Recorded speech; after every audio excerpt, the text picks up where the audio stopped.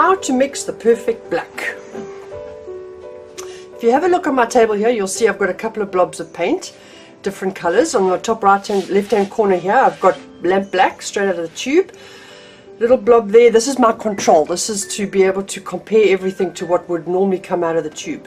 This is just spread out so you can see the color, the flatness of the black, and this is the black and titanium white together, showing you a bit of value. Okay, now the reason that we would mix a color out of a black out of colors rather than coming out of the tube is because the black coming out of the tube can look quite flat and it lacks kind of dimension. Now if that's what you wanted, that's fine, but if you want something that's going to give you more body and more dimension, then you're going to want to use a combination of these colors here to give you the perfect black.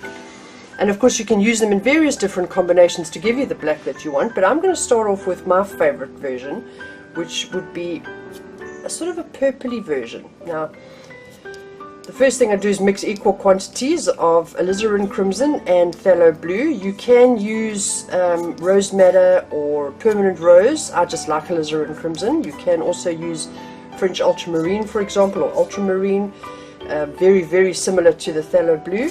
You can use either of them, and as you can see here, the color that I've spread it out, you can see it, the color that I'm getting leans more towards the blue. That's simply because I've got stronger blue in here than red, but if I wanted something more purple I could add more red, but we'll stick to this for the moment because we'll show you the different variations. Then what I'm going to do is I'm going to put a considerable amount of raw umber into it. The raw umber is going to darken it and dirty it for me. Now when you look at that, it looks ostensibly black. When I pull it off the paper, you can see it's still got a very blue hue to it, but if I put it next to the black, you can see little or no difference. The difference comes in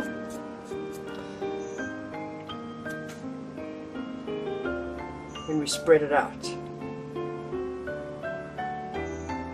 Now you can see there, because we've got such a strong blue in it, that that black is a blue black. It's much more alive. Now if I take some of the white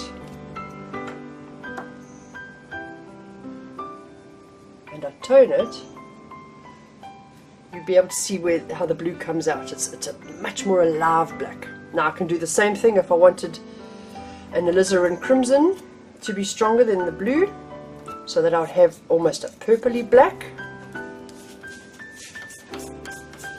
You can see there as I'm pulling it off the paper how much more purple it's looking than what it was before. Again, I take a bit out, go and get my raw umber. Oops, I need a bit more.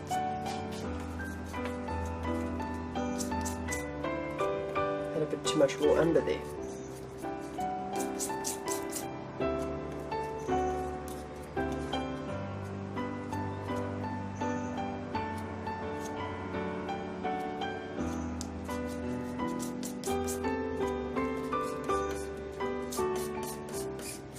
Okay, can you see the difference there? Much more purple than what it was before. And now if I spread that out, you can see the purple hue to it. Again, I'll take a bit of white, I'll tone it in, and look at the difference in the grey that I'm getting there. It's a lilac-y grey as opposed to the bluish grey that I got before. Now if you compare both of those to that, you can see how much more alive those are. Now of course you can mix and match as much as you like to get the color that you want. If you feel that this grey is too blue, for example, you could put more of your raw umber into that. You can even take a little bit of black and put it in your mixed color. There's no harm in doing that. The harm is just using black on its own. There's no harm in using black with the other colors to strengthen it, because then you'll pull it more towards the grey. It will be less blue, but it's also not going to be a flat black. Can you see that? See how it's a little bit more grey now? That's more grey than that. The less blue, so to speak.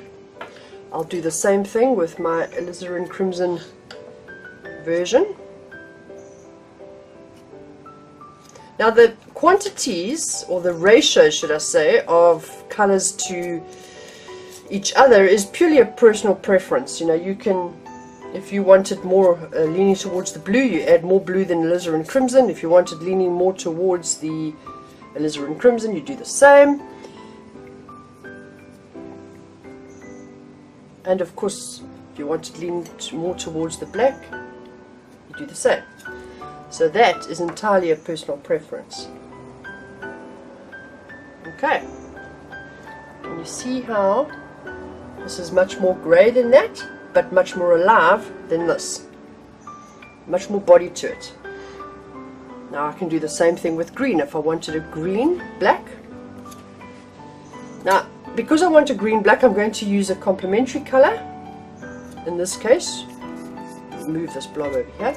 I'm going to use a complementary color being blue. I think if I used alizarin crimson, I would just get a very muddy version. So because I want a green black, I'm going to use the phthalo blue to give me the depth of color there. Then I'm going to put my raw umber in there. I probably need a little bit extra raw umber here.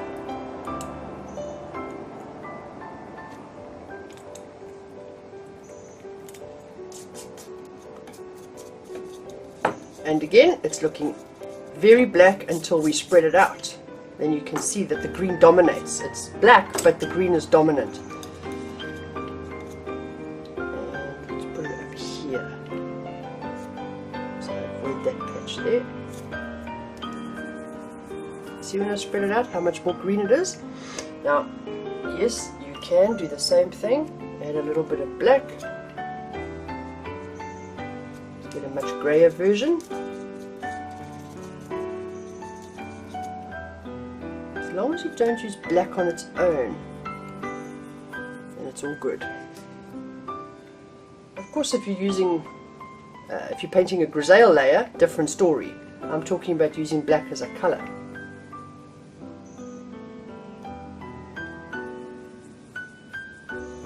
Okay, can you see the difference there? That's with the black, without the black, and that's with the black. So you can create an enormous range of blacks with a corresponding enormous range of greys just by mixing and matching these few colors here. You don't have to use black out of the tube. You don't have to mix black with the colors. But the black with the colors, particularly in a compositional painting, the black with the colors is going to give you much more richer black. Black out of the tube actually doesn't represent very well the kind of black that the eye sees naturally. So the best way that we could do it in painting is to actually create blacks with other colors. Sometimes I will use the colors on their own without any black in it. In fact, most of the time I'll use these colors without any black. But there are times that I want a really, really deep dark black, and then I will take some of the black out of the tube, add it to these to really give it some depth. And as particularly if I'm going to be adding titanium white or even transparent, whichever the white is that I use. If I'm going to be adding white to it and I want a grey, I want it specifically to be grey, but with a particular hue here and there. So I will add black to it in that case. But the black is not dominant. It's one of the smaller quantities in the recipe. And so the colour shines through. That way, your black is far more versatile. Now, having said all of this, I do advocate lamp black on its own for grisaille painting. If you don't know what grisaille painting is, we're going to, at some stage in our 365 video series, we'll do a grisaille layer, so stay tuned. And there you have the perfect black, a black to suit every occasion, every composition, and every tone that you're looking to create. If you've enjoyed this video, I ask you please to share on Facebook, to pin it on Pinterest, to subscribe to my video, my YouTube channel. Just share, share, share. Let's get it out there. Let's get as many people as possible watching a 365 video challenge. Thanks for watching. I hope you enjoyed it, and I'll see you tomorrow. Bye bye.